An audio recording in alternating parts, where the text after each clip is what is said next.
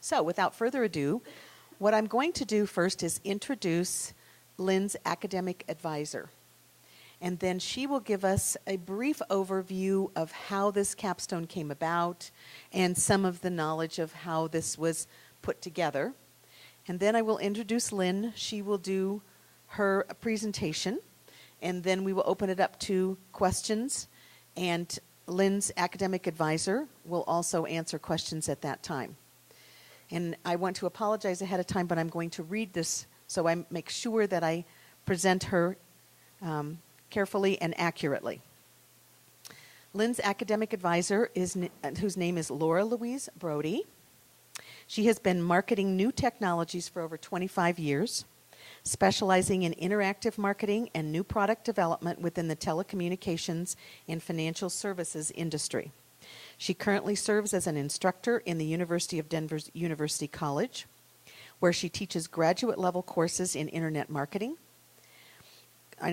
communications, integrated social media, branding and market positioning, environmental scanning, and strategic communications for change. She is also managing the curriculum development for a new master's degree program in new media and internet marketing. And I just realized that this goes this far on here. So she holds an MBA degree from Dartmouth, and I'm going to ask you if you would give us a little bit more of your academic history too, if that would be fine. So without further ado, I'm going to introduce Laura Louise and have her give us a brief overview. Thank you.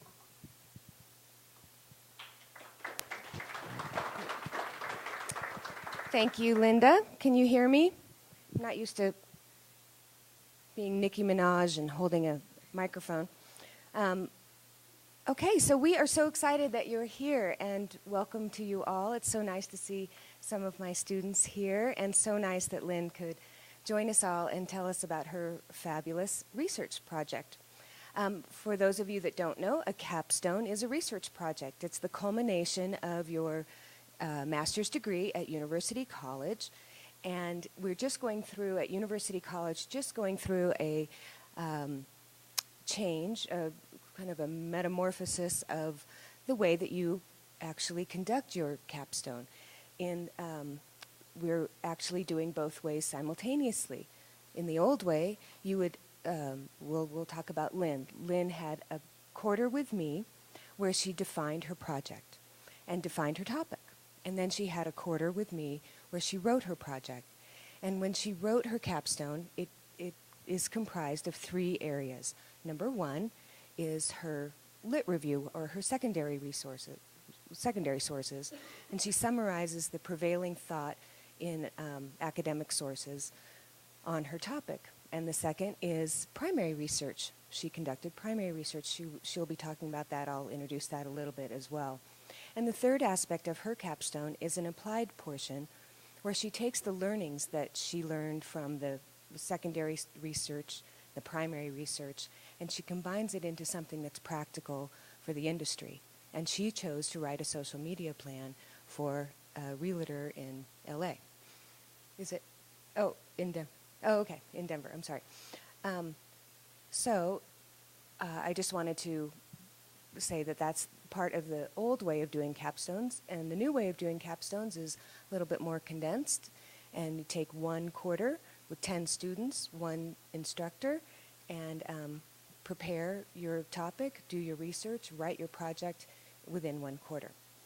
So Lynn wrote her capstone in the old way, and let me tell you about how Lynn and I came together and her topic. Lynn was a student in several of my courses, and I teach a branding and market positioning class, and she was very interested in that topic. I also teach a social media class. She was very interested in that topic. For those classes, she prepared an applied plan for those classes for a wonderful organization in town called the Women's Bean Project, which is a nonprofit organization that helps get women back to work. And she prepared a social media plan for that and a branding plan for that. When it was time for her capstone, she said, gosh, we met for coffee and said, what should I do? I'm really interested in the interplay between branding and social media. And I'd like to explore that, a little bit deeper.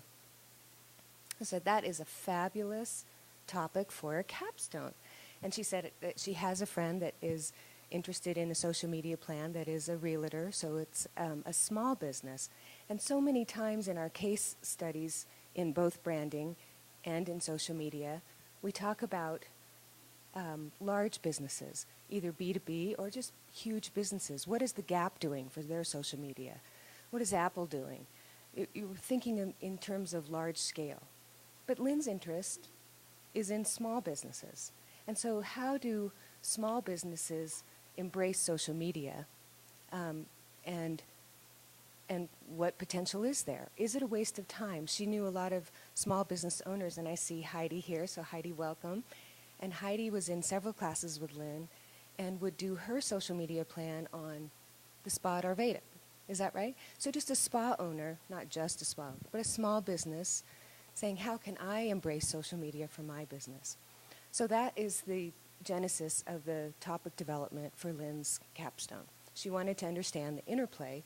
Is this a good description? Interplay between branding and social media for small businesses. Lynn's thesis that she will be describing is that she took a position, and she contends that social media is a necessary tool for high-touch small businesses to build an effective personal brand. And what does high-touch mean? Does anyone know where the term high-touch originated? Well, do you remember John Nesbitt with Megatrends in the early 80s? And he, in that seminal book, he contrasted high-touch versus high-tech. And high-touch businesses are businesses that really have a strong interpersonal connection. And so how can you use social media in a business that really relies, whether it's Heidi's Spa at Arvada or a realtor or an accountant, someone that you're dealing with on a personal basis, how can you use social media to great effect? Or should you? Or can you? So Lynn took the position that social media would be an effective tool and not a waste of time for small businesses that really have very small manpower to do that.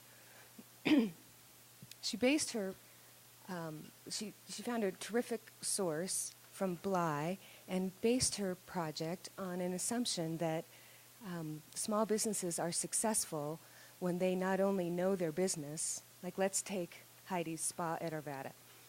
They're not just good spa owners, but that they really do a good job in marketing and selling their business. And as you know, many small businesses don't feel they have the time to really market and sell their business. They rely a lot on word of mouth, but Lynn's contention was that you could use social media to level the playing field with the big brands to really create that connection and spread virally the word of mouth to get your business seen and heard amongst the big boys. Lastly, Lynn, I just wanted to say really quickly, because I'm not sure how deeply she'll go into it, but as I said, she did 3 portions of her capstone. The first section was a literature review, and she explored the trends in personal branding with social media. She explored marketing in service industries, which is a really interesting topic just in itself, and then electronic marketing in service industries. So she collected a lot of source material on that and made some terrific conclusions about how social media could be poised to really help, and is being poised, best practices in the industries, in those small businesses today. In her primary research, she surveyed 10 local small business owners, and she'll describe who those are. One of them, for example, was Andrew Hudson's job list. Andrew Hudson is a friend of University College, and she talked to Andrew saying, you own a small business, it's a high-touch business with a lot of technology, and how is social media helping you? And then she prepared just a beautifully presented social media plan for her realtor, Carl Lowe, that she will describe more in detail. She relied on some terrific sources, both in the marketing world and branding world, with Kevin Keller, who I know Dr. White teaches from his book, and Weinberg, and I teach from Tamar Weinberg's book, but then also Jump Point and Ryan and Jones and some other terrific source material to really develop her sound conclusions. That's the end of my remarks to introduce Lynn. It's just been such a pleasure. Not only has Lynn been a terrific student in many of my courses, but now I've asked her to serve as a guest lecturer in my social media classes. She presents her capstone to my social media students to share her information, just like she's doing with you all today. And they have very much enjoyed not only reading how she developed her capstone, but really some of the great conclusions that she has drawn. With that, Lynn, I will... Oh. Okay, thank you so much. Thank you. Thank you very much. Hope that was a wonderful introduction. She gave us more information on how this is designed and put together. A capstone is a very rigorous project, but it certainly comes up with some very valuable insights. So I want to introduce Lynn. Lynn Jost is a social media enthusiast, which is why she went back to school for her second master's degree in the study of communication. She concentrated her studies at University College in social media and online marketing in the studies of PR and marketing program. She has continued her social media efforts by working with businesses interested in presenting themselves online. She recently took on a position with a shipping and freighting franchise headquartered in Centennial, Colorado, where she's working on rebuilding a consistent brand throughout the company's 236 franchises.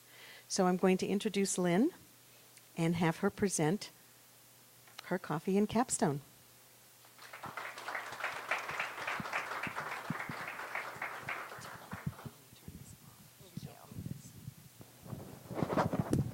Sorry, guys. Good morning. Wow, great introductions. Thank you so much for your kind words, guys. And I want to thank you all for coming out and being a part of this. I'm not the greatest of public speakers, so I apologize in advance if I turn bright red and forget to breathe. But just as a heads up, I might stumble along, so just bear with me. So with that being said, great introductions from both my capstone advisor. And as they said, I concentrated my capstone study in building a personalized brand is social media marketing an effective tool for high-touch industries. So this morning I'm going to go over basically how I approached my study. I'm going to give you pretty much a brief overview of my study and how I approached it, why brands are important, what was available before social media, current web trends. We'll go over platforms in more details, go over statistics surrounding it, and the importance of use of social media. And I'll go into more detail about blogging, tweeting, and Facebook, because those were the areas that I concentrated my study in. We'll discuss leveling the playing field in a little bit more detail, the results from my survey that I performed on local service providers, the themes that I found in those results, advice from users, local users that are effectively using social media to brand themselves. And then I'll give you a brief overview of my social media plan and the tactics that I created for this local realtor. And then finally, just a summary of everything. So,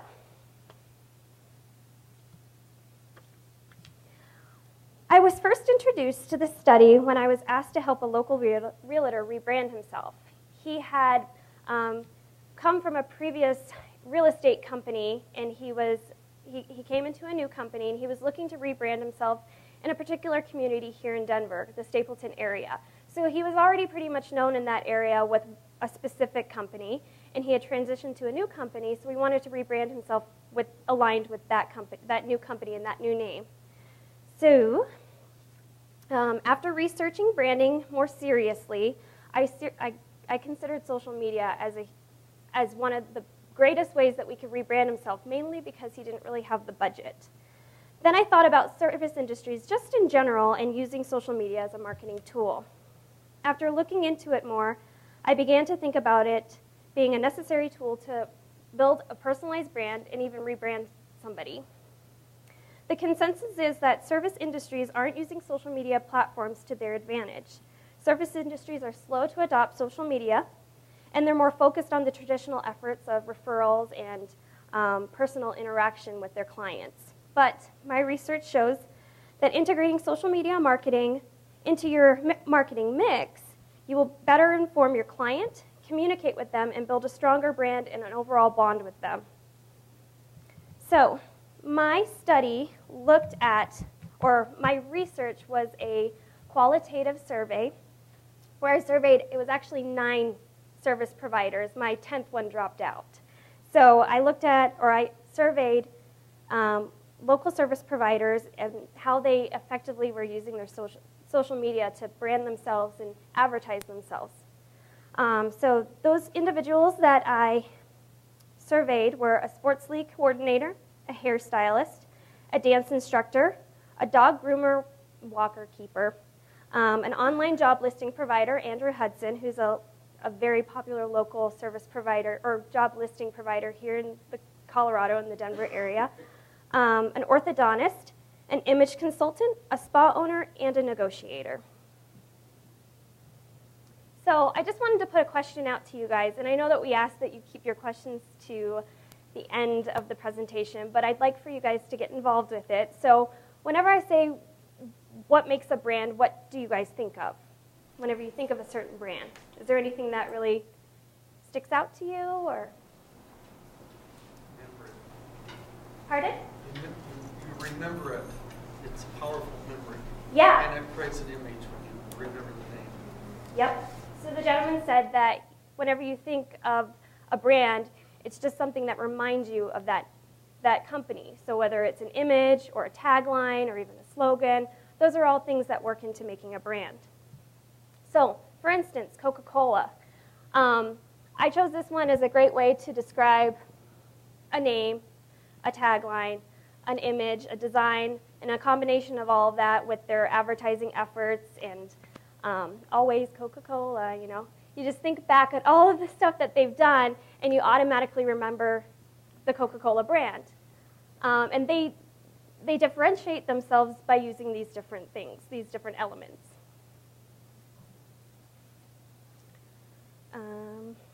Excuse me. Oh, and whenever you think about these brands, you want to think about the tagline, the product, the service that they provide you, and all the elements that are included in that, and how they present themselves as a trusting and reliable source. So Disney is a great example of how your consumer thinks or feels a certain way about your product. So whenever you think about Disney, you think about kids and them having fun and being at this magical kingdom, and you just get a warm, fuzzy feeling whenever you usually think about Walt Disney. And it brings up emotions with you as well. So it's a reliable source because you think back about when you were a kid and you think about all the fun movies that they've produced, and that all builds into a brand. And finally, Target, and these are all personal favorites of mine, so just a heads up. But Target is a great example of how an industry has seen what their clients, or seen a specific market and aligned themselves to reach their requirements of them. So this has happened, I want to say, in the last couple of years, where Target has really gone above and beyond about, how do I want to say this, but gone above and beyond to align themselves with their target market, which is the middle class wanting person trying to get a great product at a lower price. So you just think about their ladies, their fashion department. They've hired on fashion designers to come in and create really nice and trendy clothes that you can buy at a cheaper price. So this is just a great example of how they've seen what their clients want and aligned themselves to get there. So what was available before social media? Well, there was the internet, but before social media really came around, and it did change a lot, but before social media came around, the internet was really more of a source to go to if you were looking for something. It wasn't necessarily to research different companies and try and find the best bang for your buck. It was just more of a place where you could go and get information about something. And the consumer could only choose the content that they were receiving whenever they went to the internet or even TV or radio. So if you think about a radio station, you have a choice of a station, but not necessarily the DJ that you want to hear or the advertisements that you want to hear on that station.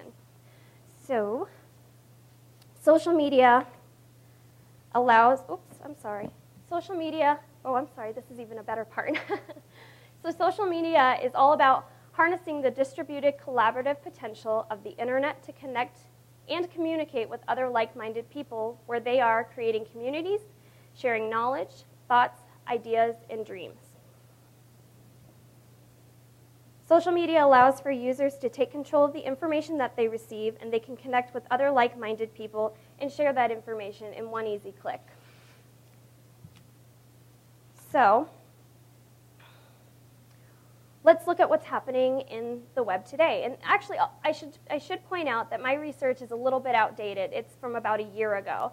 So in 2011, as of 2011, I found that 3 billion people are now connected to the internet. And of those 3 billion people, 175 million, and mind you, this is a year-old data, so it's probably more than that, but 175 million people log into their Facebook accounts every day. There's a mass movement of people taking the step to join into this conversation and choose who and what comes across their news feed, and how they influence them on their purchase and their consumption needs. We, all of us as business owners, no matter what business we're in, need to understand how important it is to have an online presence. But why is that? It's because the consumer is now in control and can choose to listen to your message or disregard it. And it's so easy to disregard it. You can just click out of somebody and they're gone out of your newsfeed forever. They can share more easily, and they can just as easily comment and post negative responses if you're even on if you're on the platform, or even if you're not. So why wouldn't you want to be on the platform? Why wouldn't you want to be present? By having a presence on these platforms, you're showing that you want to friend your consumer, and you want to know who they are, and you want to provide them a service that they need. You can use this to understand you can use this information to understand who likes you and what they need from you, and build your brand around what they want. So whenever I say social media, what do you guys think of? Facebook? LinkedIn, Twitter, anything else? Pinterest, yep. Blogs, exactly. Okay, you're exactly right. Those are all examples of social media platforms. And social media is an up-and-coming marketing tool, as I've pretty much laid it out there already. But it's also used by your competitors. They have fans, and they're building their presence around those fans. So why aren't you guys? Why aren't these small service providers doing this? My study looks, like I said, in particular at blogging, tweeting, and liking, or Facebook, and how you can use these systems to build a personalized brand. And as my previous introductions was, I used these 3 efforts to build a personalized brand for a local realtor. So, the consumer can choose where they want to be present online. I use these 3, blogging, Facebook, and Twitter, only because they were the most popular social media platforms available last year. You guys have put in a couple of other pieces to it, like LinkedIn and Pinterest, and I decided to stay away from those only because Pinterest wasn't around. That's just come about in 2012. And LinkedIn is more of a networking platform. So it's used to build partnerships. And we really wanted to rebrand him to his community and not necessarily to other business leaders. So that's why I chose those platforms.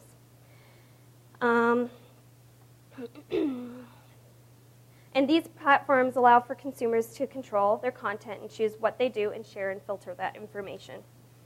So why is this important? Knowing that your consumer has a choice, it's now crucial for all businesses to engage and create a conversation. Platforms allow for you to connect, inform, and build those personalized relationships and market your brand specifically to those target markets. Businesses, this is a great quote that I found.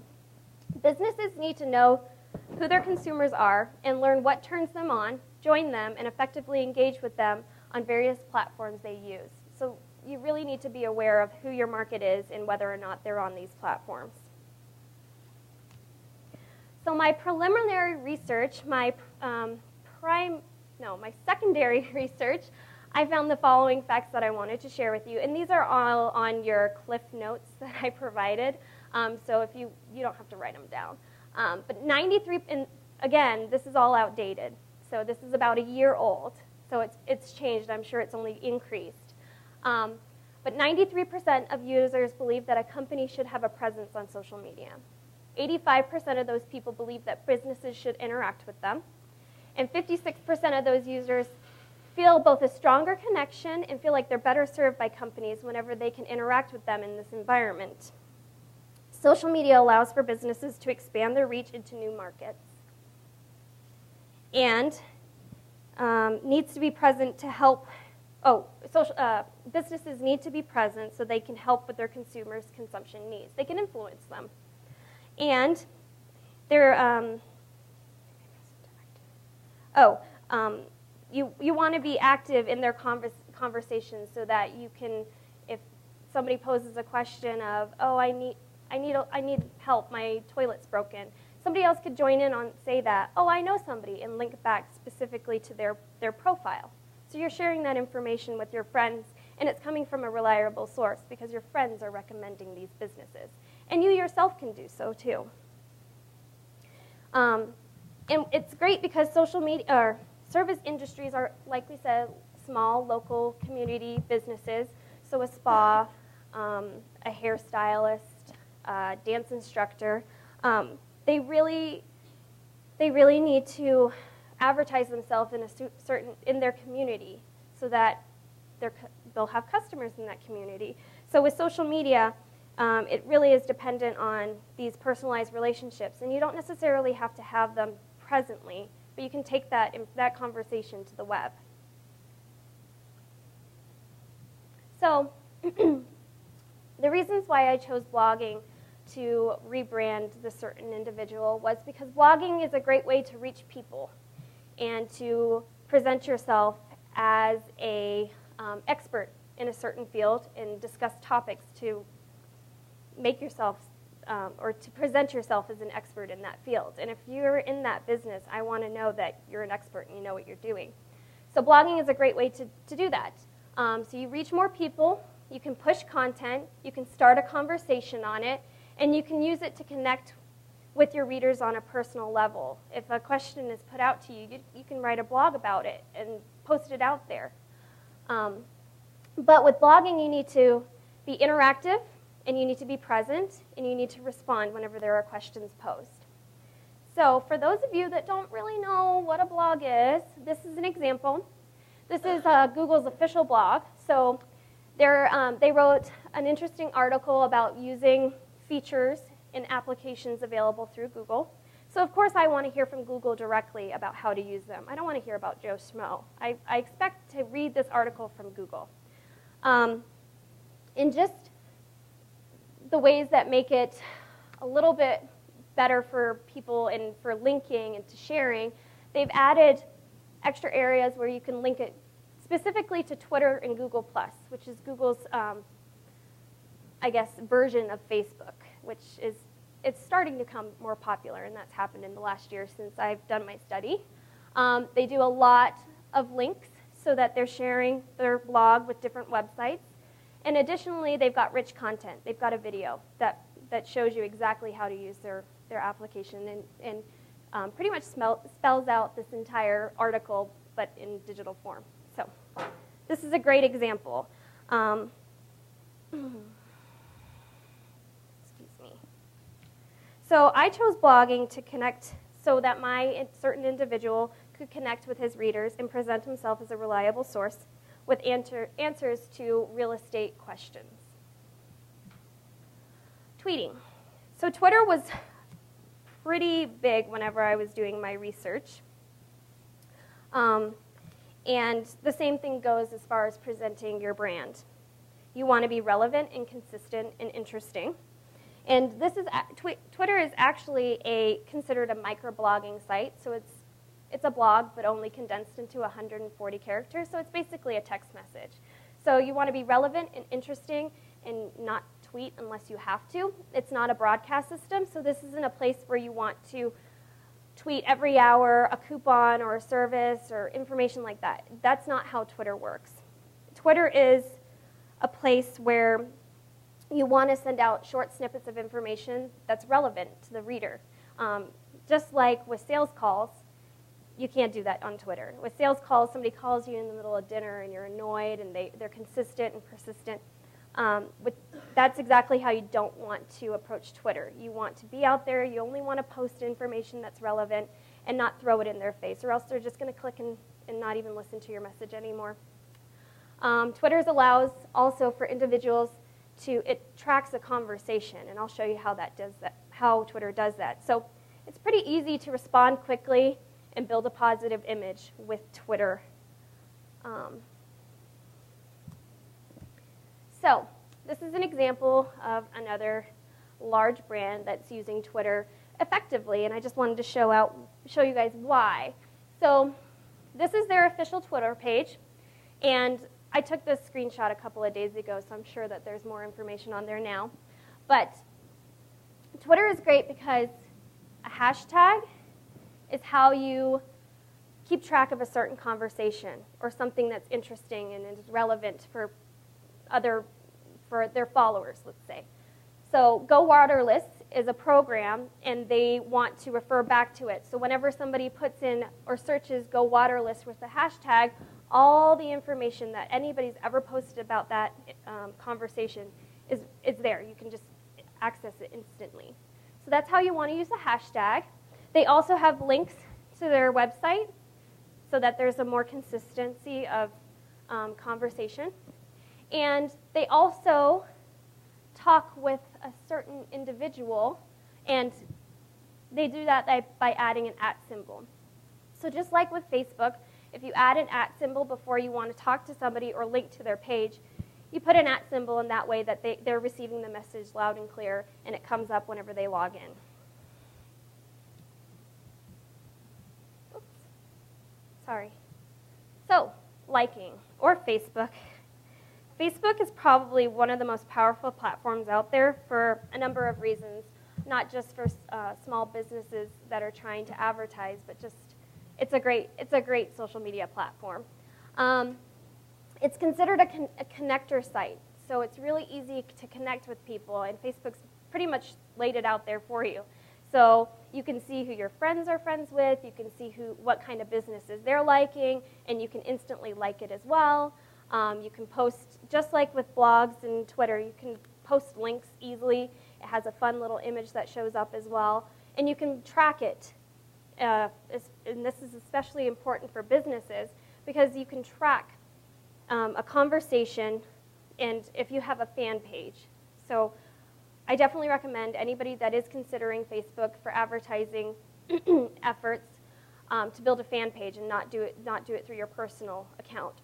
And there's different reasons for that, and we're not going to go into it. But if you have a fan page, it's really easy to report back on and see how your information is getting out there to your followers. And Facebook is great because it's really easy to make those connections and find people. And because it groups individuals, it makes it really easy for you as a business person to target that specific market.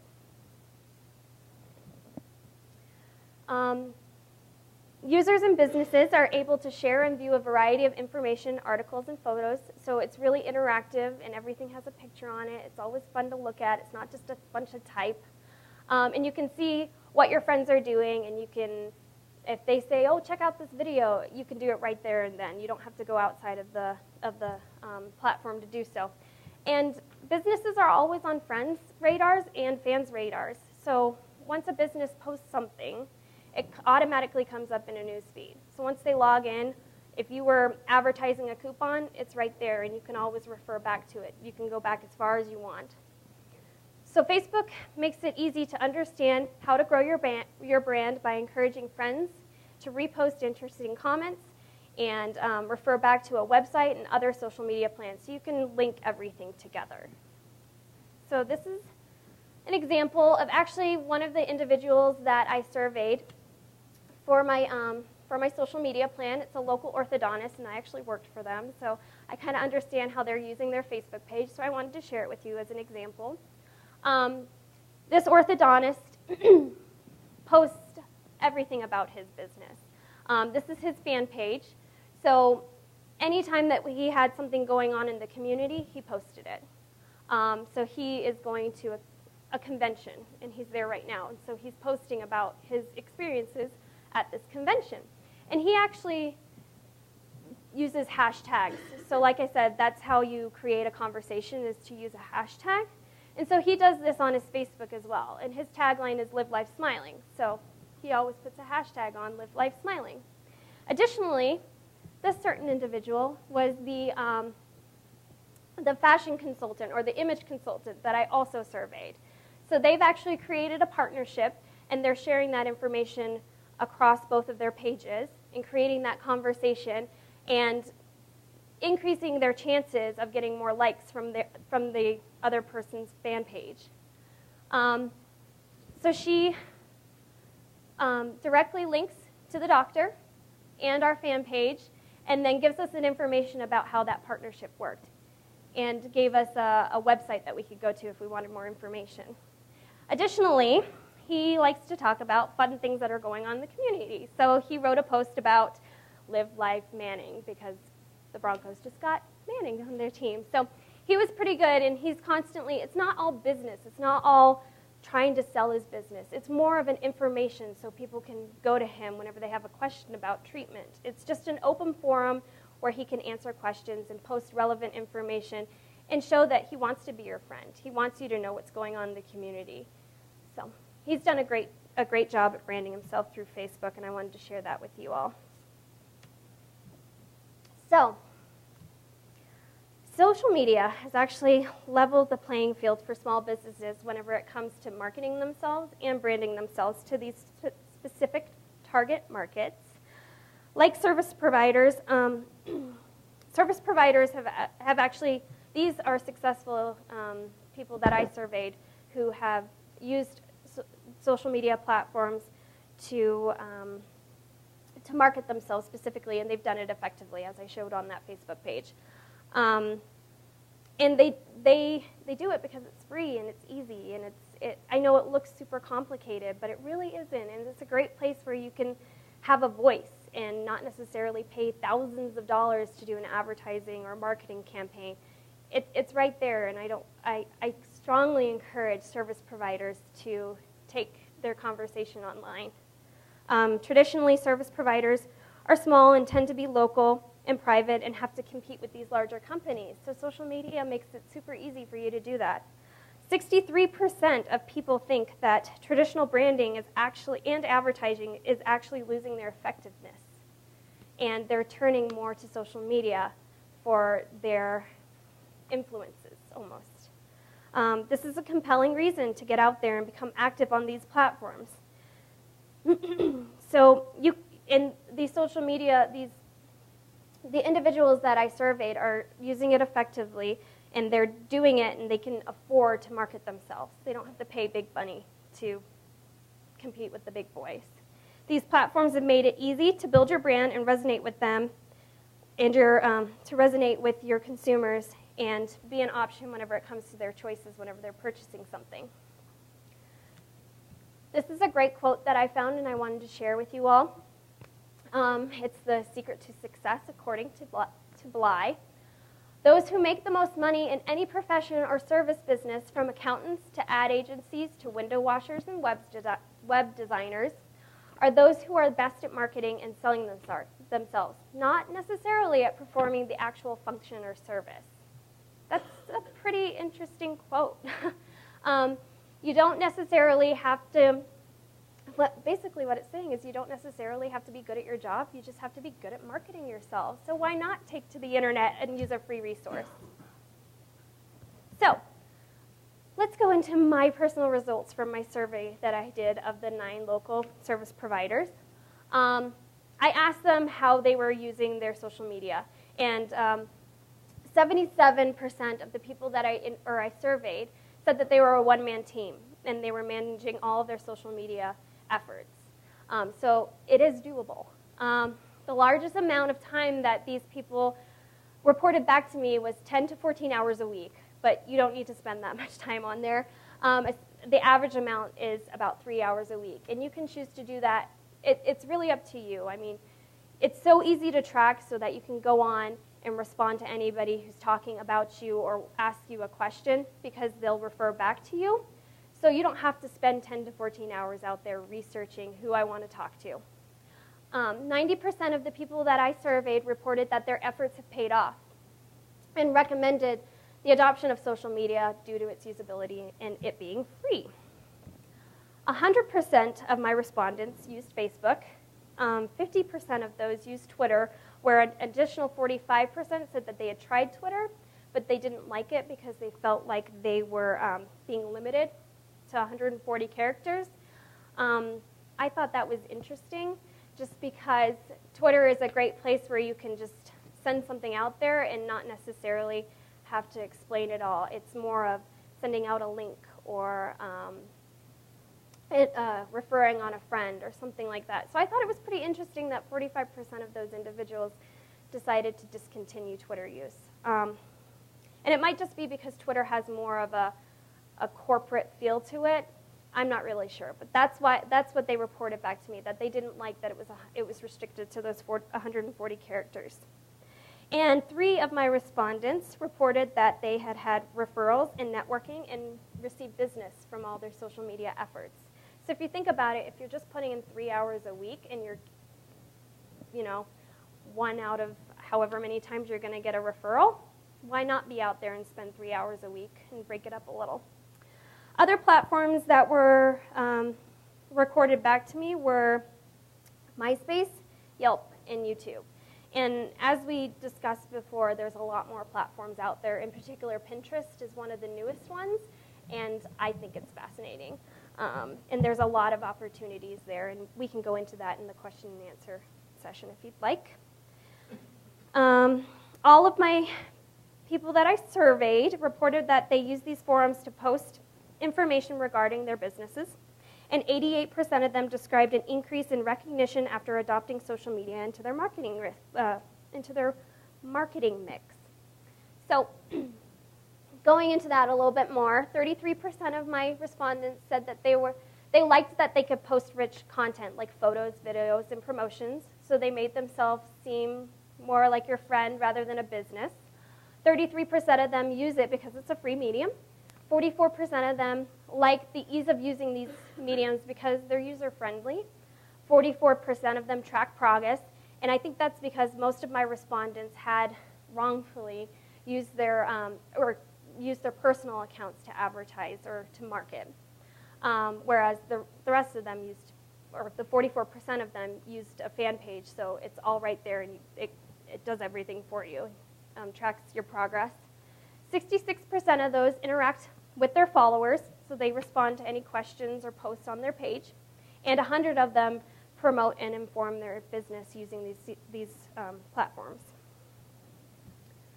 So, advice from local users. I asked my respondents to get back to me because I was presenting a social media plan to a local realtor who wanted to get into it but didn't really want to spend the time or the effort doing so. He thought that it wouldn't pay off. So I asked my respondents for their advice for anybody that was looking into using social media to brand themselves or to market themselves. And they said the following: you want to generate an interaction with your followers, so create conversation that's interesting to them. You don't want to overwhelm them. Just like I said on Twitter, don't just go out there and start posting coupons and everything else like that. It's really annoying, and it'll be a sure way to get people to stop following you. Use these platforms along with traditional branding and marketing tools together, so don't just give up on traditional marketing efforts. It's encouraged to blend them. At least 10% of your posts should be information about your industry. This response was specifically from the image consultant. So she kind of presents herself not necessarily on a fan page. She's all about using or branding herself as her business. So she doesn't have a company, it's herself, and she mostly works off of referrals. So she didn't want to just post information about her business. She wanted to post information about trends that are going on and the fashionable nail color polish and all that other stuff. So she just wanted to inform you of stuff that's going on in the industry, which I thought was great. And this is a great leadway into Pinterest, so we can talk about that later. Be patient with seeing your results from your efforts. So just if you start getting online, don't think that you're going to have somebody coming back and buying Invisalign or braces for their kids. You have to be patient and build those relationships and nurture them. And you want to develop a plan that's realistic and can be achieved whenever it comes to your social media efforts. So don't just jump in and start going crazy. Think about it smart. Like, think about what you want to do and how you want to reach your target market and form your messages around that. So, I swear I'm nearly done. I'm really close. So my social media plan was this particular individual, Carl Lowe. He's a local realtor, like I said, who was moving from a previous real estate company trying to get into a new one and rebrand himself in a community that he already existed in. So he wanted to be present online, but like I said, he wasn't sure if he wanted to put in the time and effort it took. So I did a SWOT analysis and a situational analysis of his market and found that not only were the people that he was working with online, but they were looking for advice. So he was already working in the Stapleton area, and he wanted to rebrand himself in that community. And in that community, it's new, small families. So it's a young couple with a baby or a toddler, and they're in about the $30,000 mark to purchase a home. So he wanted to reach out to those individuals and present himself as a local expert as well as the guy next door. He's your neighbor. He wants to help you because he lives in that area as well. So we wanted to post articles and content that was appealing to his target audience, and I presented tactics for every quarter for the entire year of 2011 starting in Q2. And then I recommended that he monitored his efforts with Google Analytics, which is a free tool that Google has out there that you can put all the information that you want to track and it'll do it. Google's amazing if you can't tell. So my blogging plan for him was to begin prepping all of his blog posts. We wanted to have at least 6 blogs available at a time. So in Q2, we're going to get all that information up. So recommendations for blogs would be top 10 things you want to consider whenever you're looking at buying a house. Great information about Stapleton area. What's going on in the mortgage world? Just general information that new home buyers might not necessarily know. And then we were going to decide on the platforms that we were going to launch, whether it be eBlogger or, now I can't think of any, but other blogging resources, which one he was going to use and how he was going to track it, and then how we were going to promote this blog with his website, email blasts, Facebook, and Twitter. And then in Q4, we wanted to post a blog every month and promote it through Facebook and Twitter efforts. And then we wanted to link to other sites and all of his social media efforts so that we got more traffic coming in. So if he talked about another business in the community, we wanted to link to their page and their Facebook page just so that there's other ways for people to find that information. And then we wanted to bookmark all of his efforts. So these are additional social media platforms, Dig, Reddit, Delicious. These are platforms where you can specifically tag articles that you want to refer back to. My tweeting plan for him was to create an account in Q2 and start creating partnerships and link wherever it was possible. So find other local key individuals that you want to clue in on, that you have an interest in reading, and you like their content, you might want to share it. You want to make, Twitter is great because you don't necessarily have to have a friendship with them, but you can create a relationship with somebody. So you want to start following key influential people. So I personally follow Richard Brand. I think he's great. I like what he's putting out there. I like what he's doing in the business. So I follow and track his information. If I ever find an article that I think is interesting and my friends might like, I can post it directly from there. So that's the great thing about Twitter. You don't have to be necessarily a friend, which is what Facebook feels more like. You make all your connections through friendships and through schools and activities, and there's some sort of a connection there. Whereas in Twitter, you can just add somebody and start following them, and it's up to them to follow you back. So Q3, we wanted to post relevant information regarding the community. So anything that's going on, if there was a garage sale, you could post information about that. You could link to something that's going on in the Chamber of Commerce. Just give your followers information that they might want. And we wanted to work with key businesses and community leaders and recognize their accomplishments and post those on Twitter so that you have more of that connection and more people will be influenced to follow you. And then in Q4, we wanted to begin creating contests and cross-market between Facebook and Twitter and always post news and interesting community events. With Facebook, in Q2, we wanted to create an account. This particular individual used Facebook before, so they knew how to use it, but we wanted to create a fan page for him so that it wasn't necessarily him posting all of his personal information to, potential clients. So we wanted to create a fan page for him, and we wanted to add all of his friends and his partners and add key real estate companies that might be competitors so we could see what they're doing. And then in Q3, I recommended that we concentrate on posting relevant information again regarding the community and make more connections that way. And in Q3, we wanted to introduce fun contests and use connections and post tidbits about home ownership and post a link to his blog, and credit his followers. So if he had any clients who had recently purchased a home, he wanted to put it out there and ask them to respond back. So what was your buying experience? What would you have done differently? What do you recommend for new home buyers? And just create that conversation. So, overall, I found that social media is definitely a great tool to rebrand yourself with.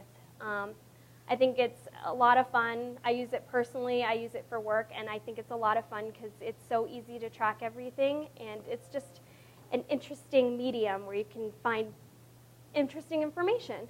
And it's easy to join and participate and be relevant just from all the stuff that we've went over. And actually, in the past couple of years, it's been recommended that marketing is no longer the 4 Ps. It's no longer product, price, placement, and placement. Now it's also additionally the 4 Cs, your customer, cost, convenience, and communication. Communication's key in this. And social media needs to be integrated and adopted into marketing brand efforts effectively, and to take personal communication techniques to social media interaction. So you don't necessarily have to have it on your store floor anymore. You want to take that communication and that conversation to the internet and just make it easy for them so that if they're ever thinking about something, you come across their news feed and they're like, oh, I could really do with a haircut. I'll go call them.